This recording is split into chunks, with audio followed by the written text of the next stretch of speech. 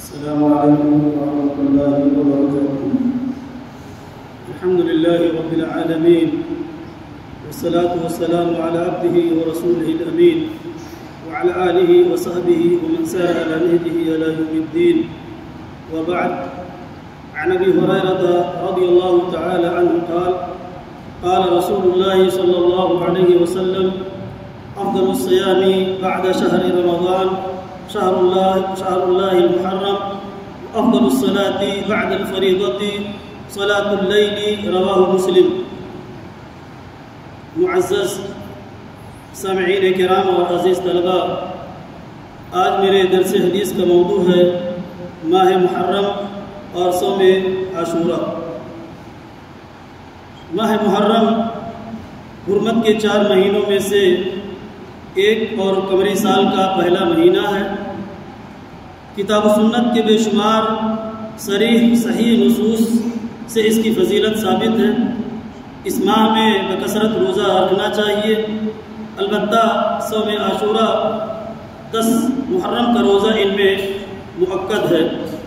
حضرت ابو ہریرہ رضی اللہ تعالی عنہ سے روایت ہے کہ اللہ کے نبی جناب محمد رسول اللہ صلی اللہ علیہ وسلم نے فرمایا: رمضان کے روزوں کے بعد سب سے افضل ماہ محرم کے روزے ہیں. یہ اللہ کا مہینہ ہے، اور فرض نمازوں کے بعد سب سے افضل نماز رات کی نماز ہے. ہمارے نبی اکرم جناب محمد رسول اللہ صلی اللہ علیہ وسلم عاشوراء کا روزہ رکھتے تھے اور اپنے صحابہ کرام کو بھی تلقین کرتے تھے. شیخ الاسلام امام ابن تیمیہ رحمۃ اللہ علیہ فرماتے ہیں کہ عاشوراء کے دن روزہ رکھنے کے علاوہ جتنے بھی اعمال انجام دیے جاتے ہیں وہ بدعت اور مکروہ ہیں. ائمہ کرام میں سے انہیں کسی نے جائز قرار نہیں دیا ہے. عاشوراء کے دن ہمارے نبی اکرم جناب محمد رسول اللہ صلی اللہ علیہ وسلم روزہ کیوں رکھتے تھے اور اپنے جانثاران صحابہ کرام کو روزہ رکھنے کی تلقین کیوں کرتے تھے؟ عبداللہ ابن عباس رضی اللہ عنہما سے روایت ہے کہ ہمارے نبی اکرم جناب محمد رسول اللہ صلی اللہ علیہ وسلم جب مدینہ طیبہ تشریف لائے تو یہودیوں کو دیکھا روزہ رکھتے ہوئے. آپ نے ان سے پوچھا روزہ کیوں رکھتے ہو؟ تو انہوں نے کہا آج خوشی کا دن ہے، مسرت و شادمانی کا دن ہے. آج ہی کے دن اللہ رب العالمین نے بنی اسرائیل کو دشمنوں سے نجات دلائی تھی، تو موسیٰ علیہ السلام نے روزہ رکھا تھا. اللہ کے نبی جناب محمد رسول اللہ صلی اللہ علیہ وسلم نے کہا انا حق بموسیٰ منکم، کہ میں تم سے زیادہ موسیٰ سے تعلق رکھتا ہوں. آپ نے روزہ رکھا اور صحابہ کرام کو روزہ رکھنے کی تلقین کی. عاشوراء کا روزہ رکھنے سے گزشتہ 1 سال کے چھوٹے چھوٹے گناہ معاف ہو جاتے ہیں. ایک حدیث کے اندر آتا ہے کہ عاشوراء کے دن روزہ رکھنے میں یہود و نصارہ کی مخالفت کرو. خالف الیہود والنصارہ، یہود و نصارہ کی مخالفت کرو. تو یہ مخالفت کیسے ہوگی؟ بے اعتبار دلیل ارجح قول اور بات یہ ہے کہ 9 اور 10 محرم دونوں کا ایک ساتھ روزہ رکھا جائے. عبداللہ ابن عباس کی روایت میں آتا ہے کہ ہمارے نبی اکرم جناب محمد رسول اللہ صلی اللہ علیہ وسلم سے جب یہ بتایا گیا کہ 10 محرم کو یہود و نصارہ اس کی تعظیم و تکریم کرتے ہیں تو آپ نے فرمایا کہ آئندہ سال میں 9 محرم کو بھی روزہ رکھوں گا.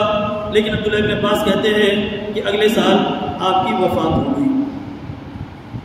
تو اس حدیث کی روشنی میں 9 اور 10 کا روزہ رکھنا جائز ہے. اور مخالفت کی ایک دوسری شکل علماء نے یہ بھی بتائی کہ اگر کوئی 9 محرم کا روزہ نہیں رکھ سکا تو 10 اور 11 کو روزہ رکھ لے. تو اس طرح سے یہود و نصارہ کی مخالفت ہو جائے گی. البتہ یہ بات یاد رہے اور ذہن نشین رہے کہ جس روایت کے اندر یوم قبلہ و یوم بعدہ آتا ہے، علامہ محمد ناصر الدین البانی اپنی کتاب ضعیفہ میں اس زیادتی کو منکر اور ضعیف قرار دیا ہے. امام ابن القیم نے اپنی کتاب زاد المعاد فی ہدی خیر العباد اور حافظ ابن حجر اسقلانی رحمۃ اللہ علیہ اپنی کتاب فتح الباری میں لکھتے ہیں کہ عاشوراء کے روزے کے 3 مراتب و درجات ہیں. سب سے ادنا درجہ 10 محرم کا روزہ رکھنا ہے، اس سے اونچا 9-10 محرم کا روزہ رکھنا ہے، اور اس سے اونچا ان دونوں کے ساتھ 11ویں کا روزہ رکھنا ہے. تاکہ رمضان کے اندر محرم کے اندر جتنے بھی روزے رکھے جائیں گے وہ ثواب کے مستحق اور حقدار ہوں گے۔ خلاصہ کلام یہ ہے کہ 9-10 کا روزہ رکھنا افضل ہے، اور اگر کسی نے ایک روزہ 9 یا 10 کا رکھا تو بھی جائز ہے، اور اس صحیح روایت کی بنیاد پر یا بعض علماء کی رخصت اور اجازت کی بنیاد پر 10 کے ساتھ 11ویں کا وہی روزہ رکھنا جائز ہے۔ وما علینا الا البلاغ، والسلام علیکم ورحمۃ اللہ وبرکاتہ۔